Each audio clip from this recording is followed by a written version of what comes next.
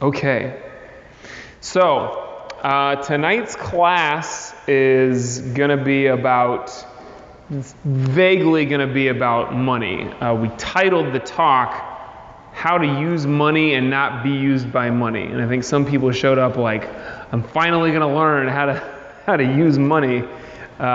Here's the way that it works. You keep it in your wallet, and then when you buy something, you open up, you give it to people. You exchange it for goods and services. Money is not for the vast majority of stuff that we use money for, which is freaking out about it, worrying about it, obsessing about it, changing our entire lives, completely building everything around our ability to get and keep money. And I came up with this because it's the challenge of the week. The challenge of the week, for those of you who are keeping score and following along at home, is to make one financial goal and then take some action towards it. That's something that you must complete by the end of this week. And it fits in some way along with the question of the week, which is, what is it? What am I... how does it, give me the exact wordage. It's something like, what am I attached to that I'd be better off letting go of? Give me the exact words. What do I hold on to that I would be better off letting go of? Yeah, what do I hold on to that I'd be better off letting go? Now, I'm not trying to tell you that you're holding on to money and you should just give it away to people, but maybe you should. They kind of relate because I think for some people, the goal that you should have with your finances is to let go of worrying about it. And it's a very difficult thing to do. And I will be the first to admit, even though I'm not rolling in cash, I've certainly had like lots of very easy circumstances in my life, and I absolutely understand, at least intellectually, that there are a lot of people that do need to spend a lot of time thinking about and making sure that they're able to provide for their family and not end up horrendously in debt. And I'm not trying to dispute that at all.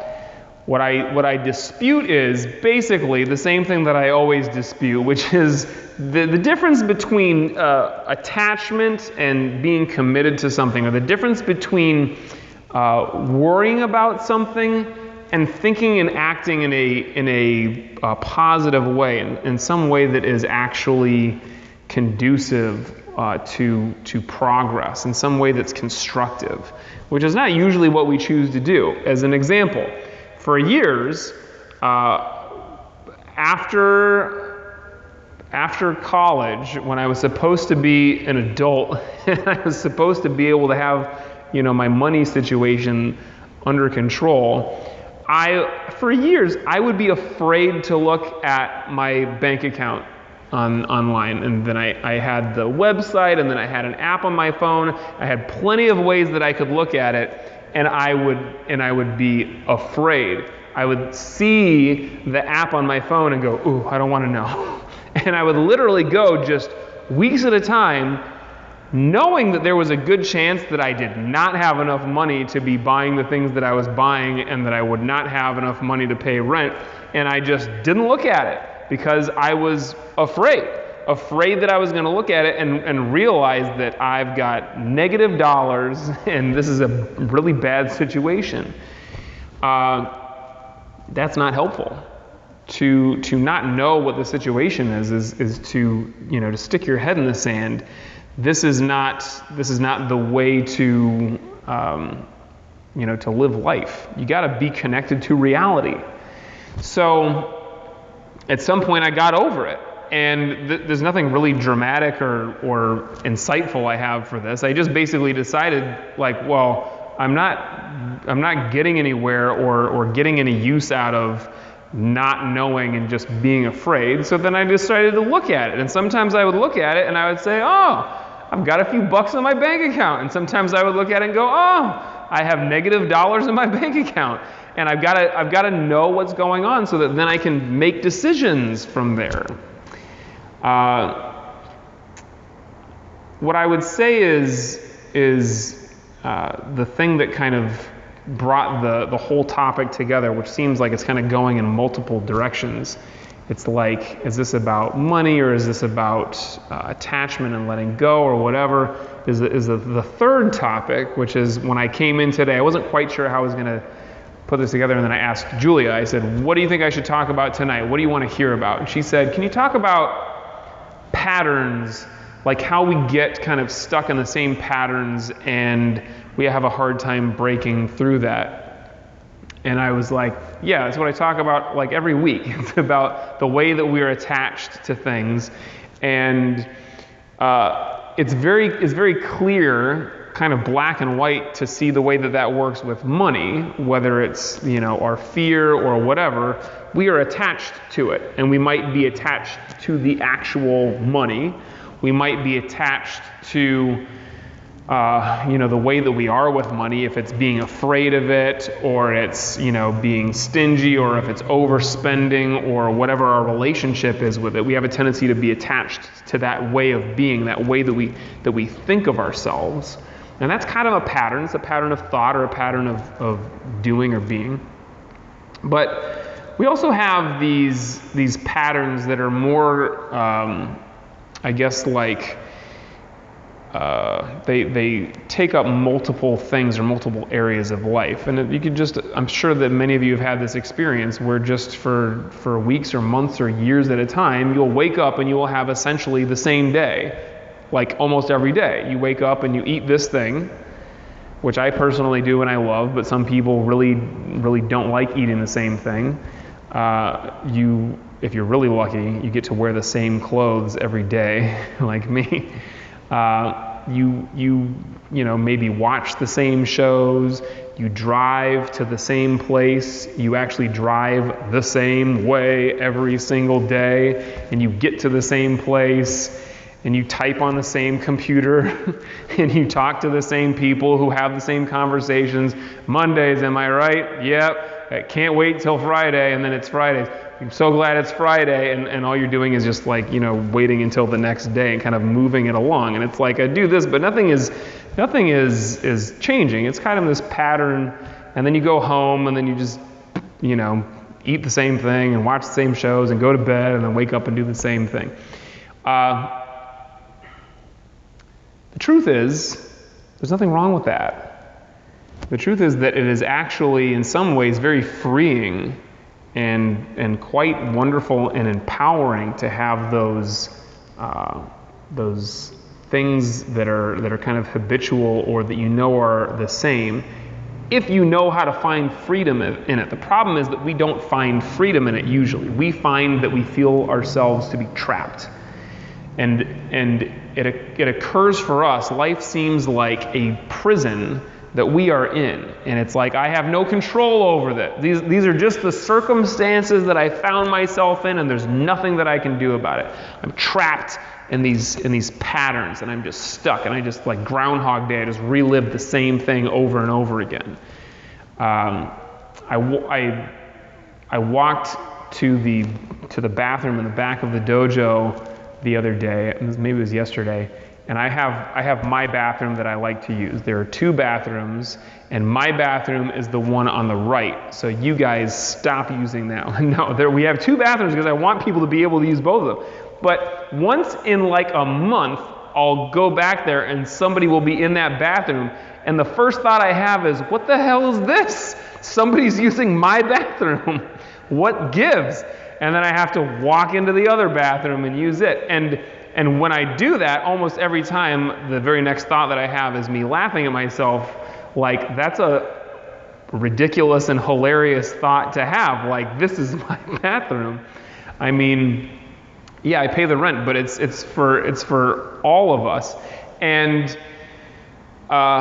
it's a pattern that I made. I don't really have any great reason for why I use that bathroom. It's almost exactly the same as the other bathroom, but I just did, and you get used to it. And then when something kind of shakes you out of it, that's when you really kind of appreciate your habits, or the kind of ruts that you've gotten yourself into, because as soon as you're shaken out, you feel all uncomfortable and weird. Now I have to, the light switch is on this side instead of on this side over here. I don't even know what to think. Up is down and left is right. But if we take this back to the idea of money, this is what I want to talk about specifically with this.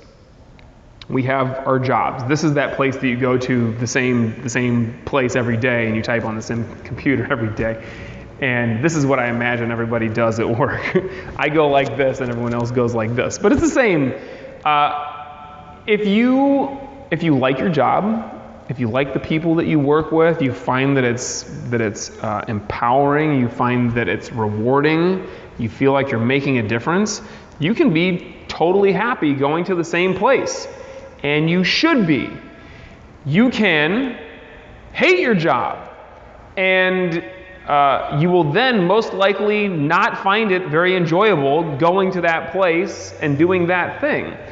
But then is where money comes into the equation. Then you say, well, I hate my job and I wish I could quit, but I've got to get that money. I got to pay my rent. I've got to take care of my kids. I got responsibilities. And look, again, I'm not here to tell you that you're wrong. I'm here to tell you that you're wrong in a different way. So if you're going to live in society, you've got to find a way to make money. But if you feel like in the same way that you're enslaved by or imprisoned by your life and these habits or these patterns that you're living out day after day, it's the same thing, just to a slightly smaller extent with your job. And you have, first of all, I'm gonna make a wild statement here. This is very controversial, but I believe it to my core. You deserve to be happy, and in fact, can be completely happy and completely satisfied and rewarded in your life in every area of it. Not just like I kind of just slog through the day and then when I get home I get to be with my family, or I slog through the day and when I get home then I get to watch my favorite TV shows, or finally, at the weekend, then I can relax. Okay, well, I can't relax on the weekend because I'm working too hard, but by the end of the year, then I'll really be able to relax because I'll get that one vacation.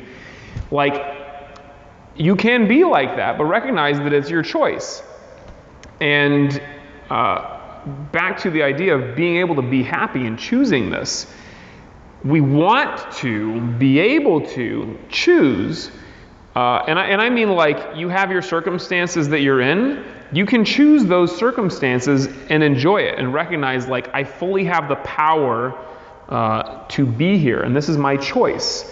This is something that was a big revelation for me a couple years ago. I was sitting at dinner with somebody who was a totally fine person. I don't have any problem with her at all. I was just sitting there at dinner, just kind of having a dumpy day and thinking, like, I don't want to be here right now. And then usually when I would have that thought, I would think, oh, it's too bad that I have to be here right now. But then I realized that, wait a minute, I could leave. I could just stand up and walk out and say, I'll see you later, and just walk out, and that's it. And I thought, like, that would be kind of rude, and maybe I shouldn't do that, but I could, and I totally have the ability to do it. And as soon as I realized that, I thought, okay, this is all right. I could leave whenever I want to. It's obviously not that bad, or I would. So I'm just going to stay here and enjoy it as much as I can in whatever way that I can. And I got like, well, I could do that in every place in life, under any circumstance, as long as I'm not literally, handcuffed to a radiator. I can get up and go. That's really nice. Just don't get handcuffed to a radiator, and you've got complete freedom. The problem is we don't see it that way, and we always feel like we're stuck. So back to the job. If you are in a job that you don't like, you have two choices. You learn to like your job, or you get a new job. And the third choice is obviously the one that most people do, which is I stay in my job and I continue to not like it. But recognize that is a choice. This choice will not lead you to being happy, at least while you're at your job. So if it's about can I actually be happy and satisfied and bring that into as many areas of my life as possible and really be there and be present, be in the moment, then the first two are the only real options. These are the only two options that any sane person would take. I choose to enjoy this and I find a way to enjoy it, or I stop doing that and I do something else that I enjoy. And if you're being, if this is kind of offensive to you and you're feeling a little bit like taken aback or whatever, then that's what I mean to happen, and I'm not sorry. So this is not easy for anybody to be in a job that you would say is inherently joyless, and to be able to find a way to enjoy it. But we must do that, and I'll tell you that the easiest way to do that is to be in the moment and be totally present and learn to make whatever it is that you do like a moving meditation or a sitting meditation or a typing meditation. And maybe it's like every couple of minutes I get up from the desk and I do Tai Chi, or maybe it's that I just really enjoy going back to my breath as often as I can, or I really learn to cultivate better relationships with my coworkers or employees or whatever. This is necessary, and this whole idea in our society that's so pervasive of you go to work so that you can make money, and that's the purpose of it, and your work should probably not really be that enjoyable, and if it is, you're just incredibly lucky. I think that idea is bunk. I totally refuse to believe it. Now, I'm lucky enough to do something that I really love, and I don't even think of this as a job. This is just like the thing that I do, and if I didn't make any money doing it, I would still do it, and then I would make money doing something else, I guess, on the side. But this is not an accident. I've had many other jobs before this that sucked, and I could have done any of those things, but I was not good at them, first of all. And second of all, I just decided, why don't I just do that thing that I like doing? We have this thing that we do, this job, and then we're like, I do that so that then I can do this other thing. Well, this other thing for me was martial arts, so I thought, wait a minute. Why don't I just do the thing that I love and get paid for it? It's an incredible leap in logic and understanding, but I made it. And I was really lucky because I had my teacher, Sifu Brown, who was fairly successful, and I saw that this is a thing that you can do and actually get paid for and not have a terrible life doing, so I did it. And not everybody is passionate about things that they can make money doing, at least so far. But as my Sifu always used to say, if you are really great at something, and if you're passionate about it, you can get really great at it, you can find some way to get paid doing it. And now, you can be an Instagram model, or what is it, if you're an influencer, you can do anything. It's easier if you're like an attractive woman, but you can do pretty much anything and have interesting looking content and get paid for it. I don't do any of that stuff, but I understand that it is a thing that can happen. And that's just one idea. I'm not going to go over all of the ideas that I have for you guys, but I will say that if you are stuck in your job and you are enslaved to money, and money is using you instead of you using it, this is your choice, and it is an excuse that you make if you keep showing up and doing the same thing and you don't like it. So those are the two sane options that I just went over, are you find a way to love it, or you find a new something that you can get paid for. I find myself, not usually in the dojo, but in other places in life. An example that I use all the time is washing the dishes, but it has been many things, countless things. At any point, probably, it has been pretty much every single thing that I have done in my life has at some point seemed kind of mundane and like I wish that I wasn't doing this right now. And I'll recognize that now because I'm lucky. Way back when, I never used to recognize it. I would be there, and just the whole time that I was doing this mundane thing, I'm washing the dishes, I'm just like, I wish I wasn't doing this, and it's like, this is the way that I do it, and life sucks, and I can't wait to be done. And now I am better at not letting myself get into that, because I recognize pretty early on that thought process of, why do I have to be here? This thing is not fun. I kind of zoom out and realize the ridiculousness of this, because if I'm trying to get through this moment so that I can get to the next moment, well then that next moment is going to be over at some point, and usually what we end up doing is we just keep fast forwarding through moments, and you get to the last moment and you realize that I just spent my whole life kind of wishing that I was doing something else, and now I'm dying. So we want to get the most out of every moment, no matter what it is that we are doing. And this is, to bring it back to the first kind of thing that I was talking about, this is the key to not worrying about money. Because in the challenge of the week, notice how the challenge of the week is not spend lots of time worrying about money. The challenge of the week is make a financial goal and take a step towards it. When you take the step, that's you being in the moment.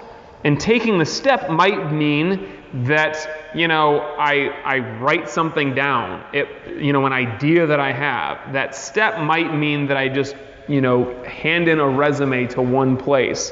Or it might mean that I do any number of things. I take $5 and I stick it in a jar for later on. That action takes us out of our minds. Our minds are where life is not fun, and we are stuck and imprisoned in our habits and our patterns. This is where worrying happens. This is where these useless cycles of thought happen.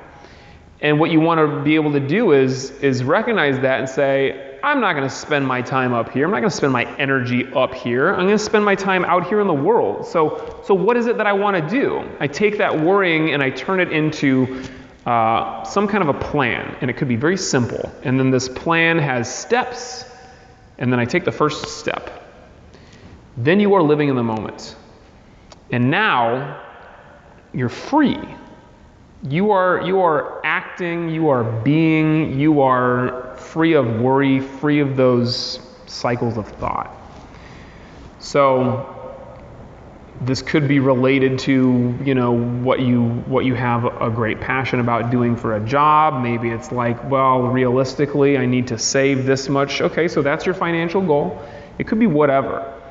But I tell you this with full passion and understanding of the reality of the world. Don't get stuck. Don't be stuck. Whatever it is that you do, it is your choice. Your job is no different. The idea that you're stuck in it is completely of your making. And yes, it's stuff that you've learned from other people, and this may have been what your parents did and what their parents did and what all of your friends do, but that's not you. You're here listening to this incredibly insightful talk, and you are, practicing martial arts and meditation, and you're interested in what is beyond, what is possible. So this is one of the ways that you get there. You unlock your prison and you go into the moment and take some kind of action. So that's what we're going to do now. The practice of meditation, though oftentimes can be the same thing as just sitting and worrying, it is not what it's supposed to be. So if this talk has brought up all kinds of ideas for you and things that you want to worry about or things that you're really excited about, great. Set them aside and just be in the moment. Be free from all of that stuff.